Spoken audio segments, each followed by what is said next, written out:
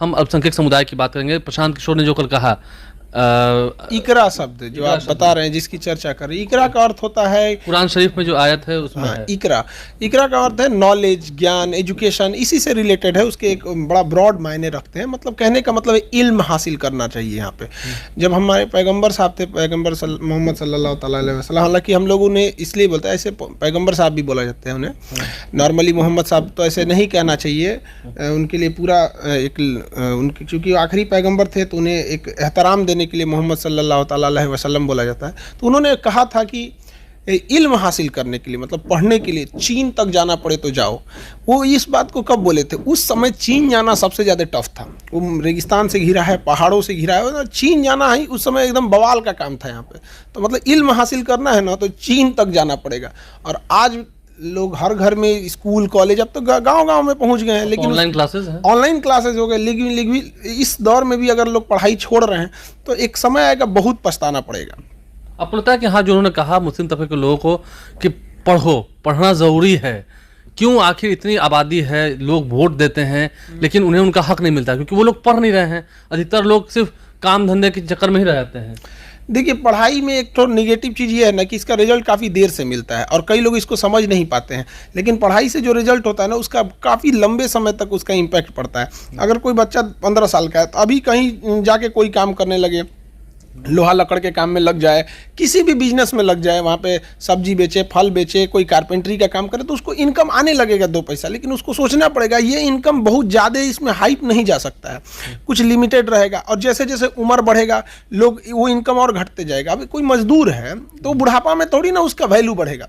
लेकिन अगर कोई IAS है तो बुढ़ापा में वो चीफ सेक्रेटरी बन जाएगा। अब जैसे आप अल्पसंख्यक की बात कर रहे हैं तो हमारे ही बिहार के ही जो चीफ सेक्रेटरी है अमीर सुबहानी साहब, तो जब वो IAS बने थे और जब बुढ़ापा में आए तो कहाँ किस लेवल तक चले गए? चीफ सेक्रेटरी रहे, उससे बड़ा राज्य में कौन सा पद हो गया? अब तो सेवानिवृत्त हो गए यहाँ पे। लेकिन वही हम कह रहे हैं कि अगर वो एजुकेशन के दम पे नहीं जाके अगर कोई बिजनेस करते या कुछ करते तो धीरे धीरे क्या होता है, एज ढलने के बाद उसकी वैल्यू कम होने लगती है। और पढ़ाई का अर्थ केवल नौकरी करने के लिए नहीं है। एक पढ़ा लिखा इंसान काफ़ी ज़्यादा इम्पैक्ट डालता है। जैसे एक मजदूर है, अब देखिएगा ना, वो ईंटा गिट्टी बालू सीमेंट उठाएगा, 10 साल बाद भी देखिएगा तो मजदूरे रहेगा। लेकिन अगर कोई पढ़ा लिखा इंसान है, ग्रेजुएट है, उसको अब मजदूरी की जगह 2 साल बाद वो मिस्त्री बन जाएगा, फिर ठेकेदार बन जाएगा, बिल्डर बनेगा, कॉन्ट्रैक्टर बन जाएगा, हो सके पता चला कि एक बड़ा बड़ा सोसाइटी बनाने लगा वो। तो ये ज़रूरी है। तो आप मानते हैं, देखिए एक बार मुझे याद है कई साल पहले ही आपने ही एक वाक्य कह दिया था तो काफ़ी उस वक्त विवाद हुआ था। मैं उस वाक्य को दोहराऊंगा नहीं। तो लगता है कि आईना भी दिखाना समाज में एक हिम्मत का काम है। बिल्कुल जरूरी है। आप आईना दिखाते हैं तो फिर आपका विरोध शुरू होता है। कुछ चीज़ें देखिए, जरूरी नहीं कि हर सच चीज़ आपको पसंद आए। सच जरूरी नहीं कि पसंद आ जाए। आप कभी ये कह सकते, जैसे आज कई बार किसी को कहा जाता है सरकारी स्कूल छाप की पढ़ाई हो रही है, क्या आप कह सकते हैं कि एम्स लेवल की एम्स छाप पढ़ाई हो रही है? कह सकते हैं? नहीं कह सकते हैं, क्योंकि उसने अपनी पढ़ाई को सुधार के रखा है। आप मजाक उड़ा ही नहीं सकते हैं। तो कुछ खास जगह पर जैसे सरकारी स्कूल का एजुकेशन लेवल उस टाइप का नहीं रह गया। अभी मदरसों में भी बहुत सारे इंप्रूवमेंट की जरूरत, हालांकि बहुत सारे लोग कर रहे हैं इस चीज़ों में। कि एजुकेशन में भी बंटवारा हुआ मुस्लिम, ये सबसे बड़ी गलती हो गई मुसलमानों से कि हम लोगों ने क्या किया ना, इल्म को बांट दिया कि ये दुनियावी तालीम है, ये दीनी तालीम है। अब ये बांटना ही नहीं चाहिए था। यहाँ पे दोनों करो भैया। या क्या जाता है, अगर कोई हाफिज है उनके लिए ये ज्योग्राफी, फिजिक्स, केमिस्ट्री बहुत बड़ा टफ नहीं होता है। अभी हम ही से अगर कोई कहे कि इसको भूल के दोबारा पढ़ना ये आसान है कि दोबारा कुरान याद करना बहुत टफ हो जाता है। कुरान याद करना या जो भी धार्मिक ग्रंथ है आपकी डेली बोलचाल की भाषा में नहीं है, तो आपको मेमोरी पावर उतना होना चाहिए जो आपको समझ सके। ये जो डेली वाला जो ये सब्जेक्ट है तो हमारी बोलचाल की भाषा में हमें समझ में आता है कि कहना क्या चाह रहा है। तो ये बांटना नहीं चाहिए, ये बांट की गलती कर दी। प्रशांत किशोर कह रहे हैं मुस्लिम तबके के लोगों से कि आप पढ़ो, खूब आगे बढ़ो, विकास की ओर जाओ, तो ठीक कर रहे हैं। तो हर तबके को पढ़ना चाहिए। स्पेशली मुसलमानों में अभी एजुकेशन में उतना चेंजिंग नहीं आया जितना होना चाहिए। हालांकि इधर हाँ, वो आईना दिखाकर ठीक कर रहे हैं। ठीक है, बहुत जरूरी काम है, अच्छी चीज़ है, ये सबको करना चाहिए। और मुस्लिम समाज को भी पढ़ाई के प्रति ध्यान देना चाहिए।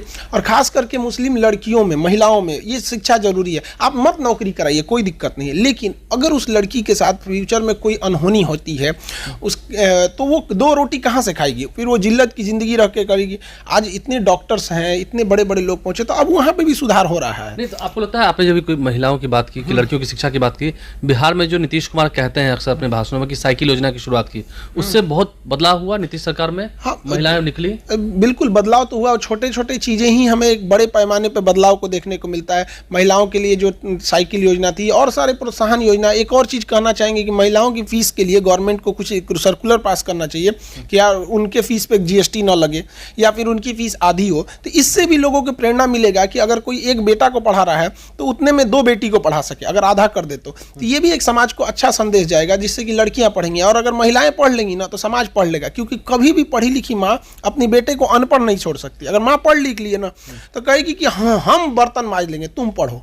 ऐसी बहुत सारी महिलाएं। कटु सच को आप मान रहे हैं कि आप आज पढ़े लिखे हैं, आप आज ज्ञान के कैसे एक प्रतीक हैं, आपके पास नॉलेज है, इसलिए मैं आपका इंटरव्यू कर रहा हूँ। आज अगर खान सर कोई मोबाइल का दुकान खोले होते या कुछ भी कर रहे होते तो मैं तो नहीं आता था। तो ये देखिए हर चीज़ है। आप भी अगर पढ़े लिखे नहीं रहते तो शायद आप यहाँ पे भी नहीं पहुँचे रहते। आज भी आप भी एक माइक लेके एक पत्रकारिता में अपनी एक पहचान बनाए। किस चीज़ के दम पे? शिक्षा के दम पे। तो शिक्षा ही एक ऐसी चीज़ है जो भीमराव अम्बेडकर जैसे व्यक्ति को जो स्कूल के बाहर रखने दिया जाता था, वो इतने अच्छे मुकाम पे पहुँचे कि संसद में जाके संविधान लिख डाले। तो ये ज़रूरी है। हम लोगों में भी पिता तो किसी के भी पिता जो होते हैं वो काम के सिलसिले में बाहर रहते हैं, माँ ही ज़्यादा ध्यान देती है। तो मेरी भी मम्मी मतलब वो बहुत ज़्यादा ये सब पे ध्यान देती थी। हालांकि वो उर्दू अरबी ज़्यादा पढ़ी थी और उनके भी घर वाले लोग पढ़ने नहीं दिए थे, यही दीनी तालीम और दुनियावी तालीम के लिए। लेकिन जितना पढ़ी लिखी थी उस हिसाब से तो हम लोग को पढ़ाई। और हम यही सोचते हैं कि अगर ज़्यादा पढ़ी लिखी रहती तो हम लोग को कहाँ पहुँचा देती। मुस्लिम में तो बहुत बड़े बड़े नाम हैं, खान सर हैं, अभी आपने आमिर सुबहानी की बात की, बड़े बड़े लोग हैं जो पढ़ाई की बदौलत हैं। बिल्कुल, बहुत ज़्यादा। फादर ऑफ अलजेब्रा देख लीजिए, तो बहुत सारी चीज़ें हैं इन्होंने। फादर ऑफ अलजेब्रा भी वहीं पर्शियन से आ रहे थे। वहाँ पे ये मुस्तफ़ा अबू बिन मुसाल करके हैं, वहाँ पे उनका पूरा नाम आता है। बड़ा लंबा, पर्शियन लोगों का नाम बड़ा लंबा होता है यहाँ पे अमूमन, देखिएगा तो उन लोग का। तो ये सब चीज़ें हैं, अच्छी चीज़ें उनमें। हालांकि अब सुधार हो रहा है। पिछले आप 5-7 सालों में देखेगा तो मुस्लिम समाज में भी अब पढ़ाई के प्रति ज़्यादा प्रेरित हो गए हैं। अभी भी बच्चे, अभी क्लास में एक बार क्या हुआ कि एक बच्चा, ईद के दिन हम लोग 2 दिन की छुट्टी दी हैं, तो एक लड़का